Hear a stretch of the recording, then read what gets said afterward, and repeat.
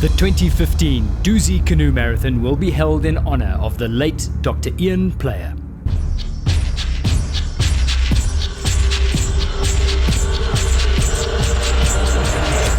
We were all saying what we would like to do if we survived the war. So I said, well, what I would like to do is to canoe from Pietermaritzburg to Durban.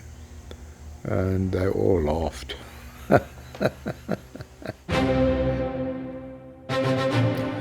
In December 1950, the first brave paddlers set off from Alexandra Park in Pietermaritzburg down the Msunduzi River, bound for the confluence with the Mgeni and ultimately Blue Lagoon in Durban.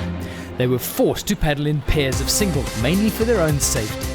Unsupported, on uncharted rivers and paddling flimsy wood and canvas craft, these were pioneers.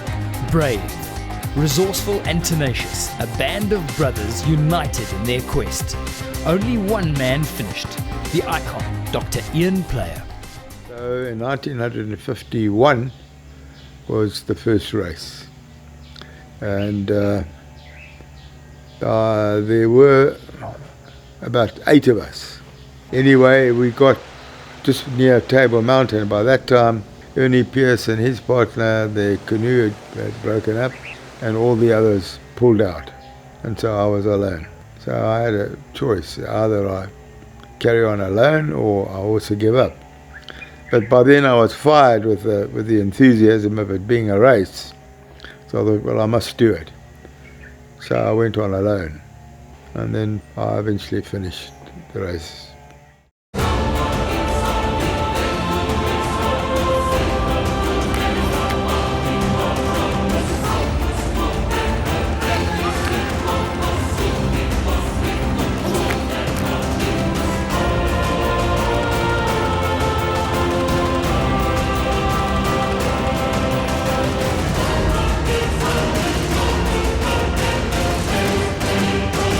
The most unique race in the world, it really is. There's no other race like it where there's such a combination of running and portaging with your boat and paddling, especially paddling sprint boats down wild rivers effectively, and then the environment that the race takes place in, through the Valley of 1,000 Hills, through KZN, through the rural populations of KwaZulu-Natal.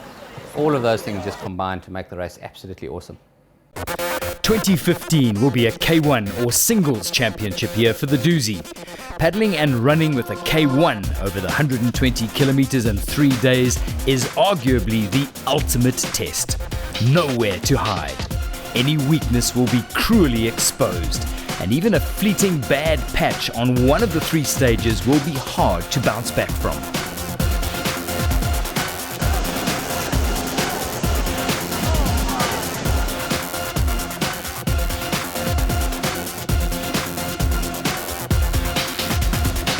To be ranked amongst this race's legends, you must have won a Dusi singles title.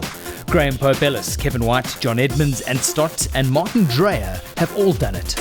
Modern-day benchmark Andy Burkett has also done it, but he knows just how easily Dusi's success can slip through your fingers. Slides into it fairly slowly. Oh, and he's getting munched! The tail of his boat gets swished around and he's been dumped in the water.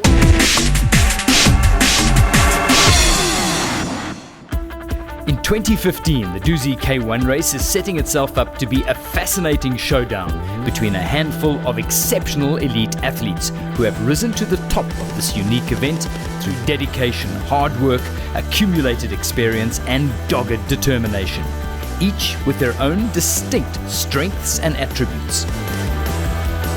Andy Burkett, 4 times winner, 3 times in a K2 and once in a single. Traditionally, my strength have been running and the transitions into the paddle. But this year things have changed because I've put 2 years of hard work into marathons. So my strength is paddling, and I'm really going to have to work hard at my running to try and improve it, because at the moment it's pretty shocking. Thulani Mbanjwa, history maker with Martin Dreyer in 2008 as the first black winner of the Dusi. Their time is still the fastest Dusi ever raced. Budgie went off the boil, but this year he is solidly back. My strength is normally running, which I know most of the guys have improved on that, so I just have to to make sure that I keep that as my main strength all the time, because Dusi is more running. Lance Kime stunned the drama-laced 2013 K1 race, taking his chances perfectly to scoop a singles title, the same year as his sister Robin won the ladies' title. A quiet second half of 2014 thanks to glandular fever. Can he prove the last K1 outing was no flash in the pan? So I would say going into the Dusi, my running is almost always my biggest strength. I can be competitive with the paddling, but the running is where you make a big difference on the Dusi, and you can make a lot more time on your opponents on a portage than you can paddling. But with that said, looking at the competition this year, there's Michael Mbanjwa, or Tulani Mbanjwa is his other name, and Spunelo Kwela, and they are both unbelievable runners. I really struggle to keep up with them on the portages. Meanwhile, on the low slopes of Burma, Zondi catches and passes Kime. This is where Spunelo is so strong. So probably more of a paddler compared to those guys, but then if you also look, there's guys like Andy Burkett, who are incredibly strong paddlers, very difficult to keep up with him paddling wise, so we'll maybe look to try and capitalize on the running against someone like him. Spunelo Kwela. For some, the name Eric Zondi still rings in their ears. Same guy, different agenda now. A K2 champ with Andy Burkett. He has a K1 Dusi firmly in his sights for 2015. My plan this year, my biggest plan, is to try to raise my paddling up, because there's some guys like Andy Burkett is very good in the water. He was doing the World Marathon champ, so I have to try my best to keep up my paddling up, then and try to maintain my running as well. So my weakest point is on paddling, but I will work with that during my training. Then my strongest point is on running with the boat. I'm quite good when it comes to run with the boat, because that's where I try to make up some time on the guys.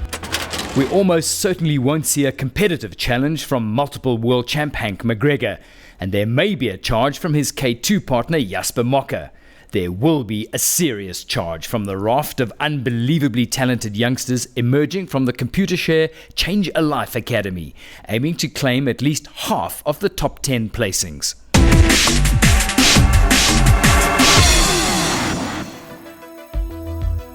On the women's front, there is a fairy tale waiting to play itself out. Abby Adey has been mercurial this season. Drac SA K1 winner, Berg winner, Sella Descent in Spain winner, and now the Hansa Fish. The Dusi, however, has eluded her year after year after year. Abby Adey found herself in all sorts of trouble. Abby Adey proved that Maze Rapid can be just as dangerous. A swim. She really didn't need that with Robin Kime surging clear. In an era where Abby Ulansky and Robin Kime have dominated, she has not been able to add her name to the women's trophy. And for a Pietermaritzburger weaned on canoeing at Epworth, this is seriously unfinished business. She came so close last year, partnering Anna Adamova of the Czech Republic. Yeah, I'm definitely in it to win Dusi this year. I mean, I've come second now, probably 6 times in a row. It's time that I take a step onto that top podium, and yeah, I've just got to plan carefully my whole training, structure it well, and hopefully have a good build-up.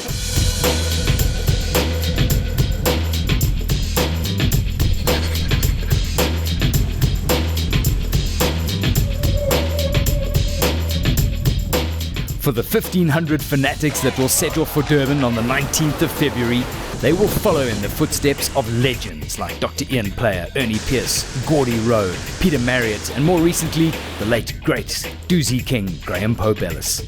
Much of the course is exactly the same, but so much has changed. The river never had the water releases we've got today, and I think that is one bonus as to where the canoeists can be thankful, and that is why the sport has grown to the extent it has, is to be able to have the water releases from the dams, because some of the years where we walked 90% of the race because we never had the water releases, and those are the hard challenges, and you relied on water, rainfall, storms to get you to Durban.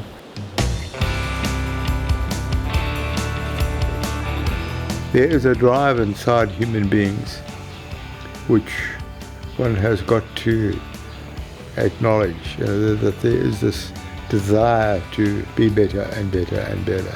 So it is not just a race, It is much, much more.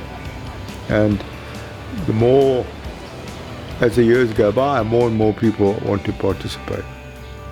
And it is an exploration too of themselves, testing themselves against what they thought they couldn't do, and then discover in fact what they can do. And that, I think, is very exciting. I mean, I was up at Natal House very recently, and they've got a canoe club there. So you've got these young guys who are starting off in life, and here is an entree into the world, into a very different world. The world of the environment, the world of competition, the world of understanding of themselves.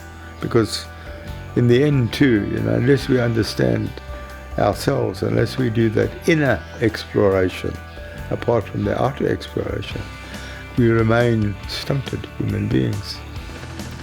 This is the ultimate canoe challenge, and it lures thousands to the Msunduzi and Mgeni valleys in the summer to prepare, to learn the subtleties of the rocky rapids and the winding portages, to be in the best possible shape on the start line on the 19th of February 2015 to do the doozy.